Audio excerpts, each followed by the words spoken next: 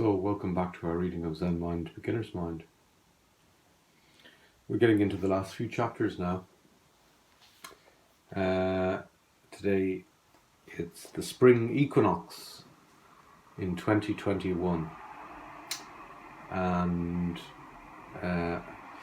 we've been in a pandemic, a global pandemic of COVID-19 for over a year now, and it's been a very strange year. And practice has been a great support for all our Sangha here in Ireland during this entire year. Although we've had to move our practice online since March 2020. It's now March 2021.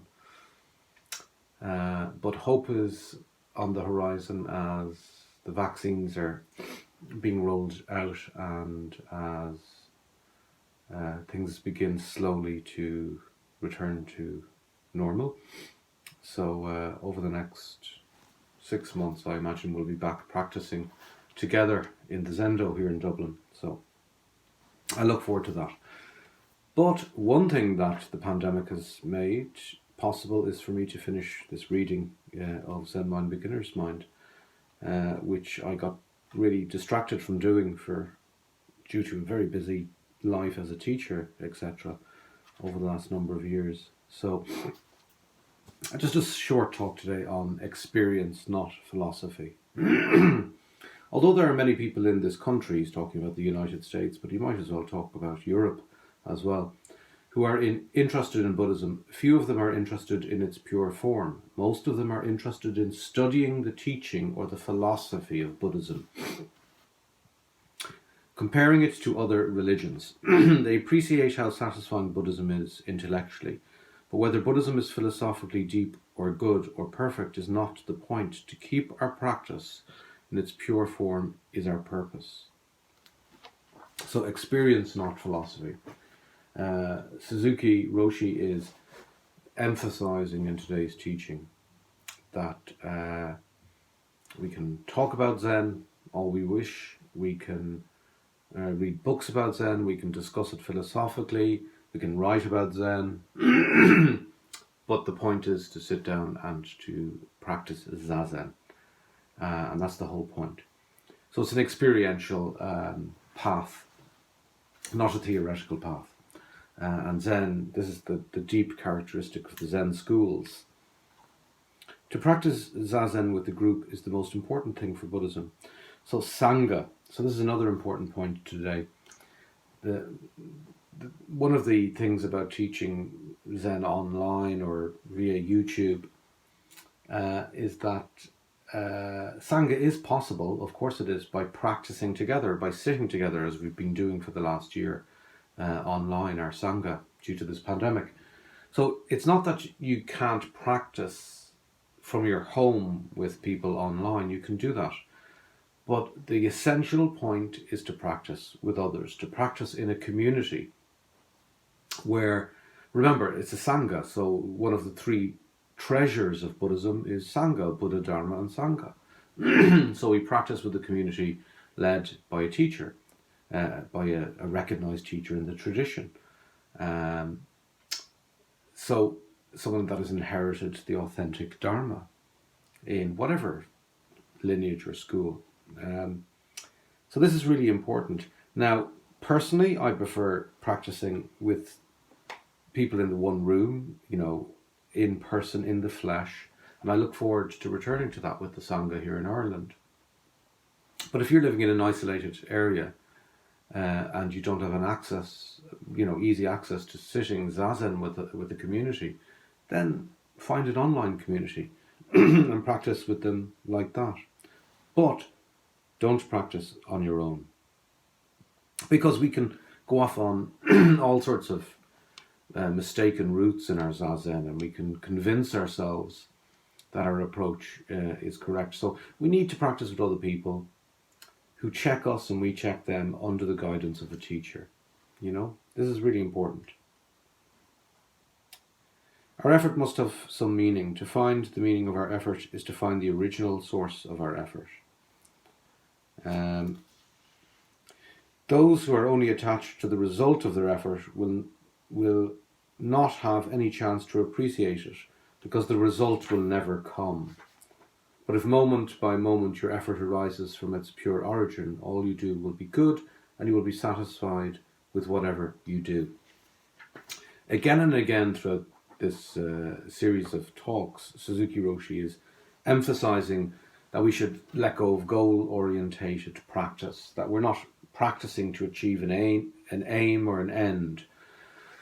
And in doing this, we're liberating ourselves. We're living our liberation. We are manifesting and realizing our liberation right here and right now. And this teaching is delivered to us by Suzuki Roshi in many different ways throughout this series of talks, and he's doing it again here. So that's really important. Obviously, it's an important teaching. That's why he keeps re-emphasizing it again and again, because we're always grasping in our practice, or we have a good period of zazen and we say, that's it, I want to recreate that. We try to grasp onto experiences in our practice. But just to absolutely let go of everything. You have to come to zazen totally empty-handed. You come to zazen with no expectations. Because zazen happens now. Your liberation happens now. Zazen practice is the practice in which we resume our pure way of life, beyond any gaining idea, beyond fame and profit. Well, if you're looking for fame and profit, Zazen and the Zen way is not going to deliver fame and profit. You'll notice that there are great Zen teachers out there publishing books, and their circulation is very small. It's people who go into the self-care business or the self-help business that become subject to fame and profit, I think, rather than the people practicing usually within the Zen tradition. By practice, we just keep our original nature as it is. So it's a very ordinary practice. In the Zendo, there is nothing fancy. We just come and sit. After communicating with each other, we go home and resume our everyday activity as a continuity of our pure practice. Enjoying our true way of life. Yet this is very unusual. Wherever I go, people ask me, what is Buddhism, with their notebooks ready to write down my answer. You can imagine how I feel. So this is not some kind of theoretical thing that we can understand. So this is why it's so hard for people to get their heads around Zen, which you won't get your head around Zen. The point of Zen is you can't get your head around it, because it is life, it's existence, it's the flow of reality. So that isn't containable. It isn't graspable. It can't be summed up in an equation. It can't be summed up in a formula. It can't be summed up in a series of maxims. It is a living, vibrant, real thing.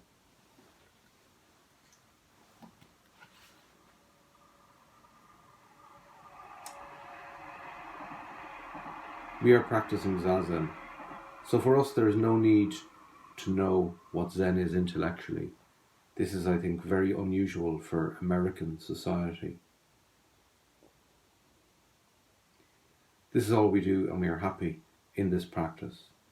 For us, there is no need to understand what Zen is. That's a great line. For us, there is no need to understand what Zen is. So, I've been teaching Zen, I've been not teaching Zen for quite a few years now, and very often in Dokusan, in practice discussions with students, or in Mondo, open questions in the dojo. Often people in the Sangha are engaged in trying to understand Zen. They say, oh, I think I have it now. Saying, I think I have it now, means, of course, that they don't have it. Because you can't have it. It cannot be got. It cannot be You can't have it. It can't be grasped, it can't be kept, it can't be contained, it can't be understood. But still people struggle to continue to try and understand it. That's fine, as long as practice continues. I mean, remember, part of our humanity is our intellectual faculties. So I don't think we should be shutting down Zen students or people on the path of Zen if they're trying to come to some intellectual understanding. That's part of our totality of human being. However, that accepted, we must also see that this has such limitations, it won't get us to an understanding of Zen. It won't get us to a point where we can understand Zen. It's a worthwhile pursuit because part of our total being includes this intellectual faculty. So we're recognizing the totality of the truth. But if we only recognize the intellectual faculty and try and understand everything just through that, then we're denying the rest of the totality of our human being and the rest of the totality of the truth.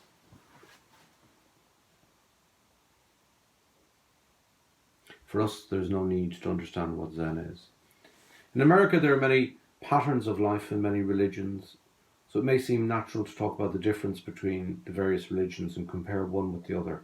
But for us, there's no need to compare Buddhism to Christianity. Buddhism is Buddhism, and Buddhism is our practice. He's quite clear there. Buddhism is Buddhism, and Buddhism is our practice. So comparative religion, making comparisons between Buddhism and the Abrahamic religions, which is worthwhile because it can tell you a lot about both Buddhism and the Abrahamic tradition.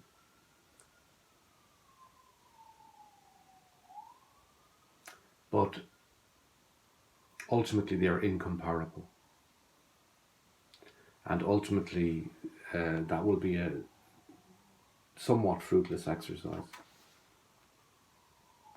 We do not even know what we are doing when we just practice with the pure mind. So we cannot compare our way to some other religion. Some people may say that Zen Buddhism is not a religion. Maybe that is so. Or maybe Zen Buddhism is religion before religion. In Zazen, we do not even know what we are doing when we just practice with pure mind. So when we get to this point of settled silence, when we enter Samadhi, we've dropped the search, we've dropped the pursuit for intellectual understanding, we've dropped even ourself. Body and mind fall away, and the whole radiant reality shows itself. There I am trying to describe something but failing, but nonetheless trying. One thing I've discovered is, in my own experiences, sometimes when people say Buddhism is not, Zen is not a religion, Buddhism is not a religion, sometimes that's involved in a process of co-opting or absorbing Zen, for example, by a Christian tradition. So it can be a process of cultural assimilation or assimilation as well, whereby practicing Christians want to take the meditation or Zazen part out of Zen and throw away the Buddhist teachings associated with it, or that come out of the experience of Zen. So it can be involved in a process of assimilation or co-option. So I tend to resist this suggestion that Zen is not a religion, because often what's going on there is something else, by suggesting Zen is not a religion. I like this, what Suzuki Roshi offers, is that maybe this is so, or maybe Zen Buddhism is religion before religion.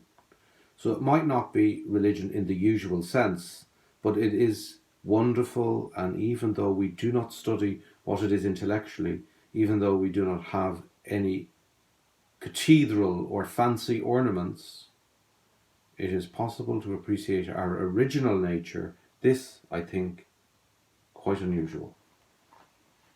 So Suzuki Roshi there at the end of this teaching today, emphasizing the pure simplicity of practicing Zazen, which you don't need a big cathedral or temple, you don't need massive fanfare around it. The core practice is the practice given to us by Bodhidharma, by Master Dogen, by the sixth ancestor, by all the generations of ancestors, 96 generations of ancestors. And this practice has been handed down to us by living person to living person. And it is the practice that is the point. So, if you've been enjoying these series of talks, or even if you have not been enjoying these series of talks, if you've been engaging in any way with these series of talks, that's fine, and I'm glad to have you here. But remember, the point is to practice Zazen.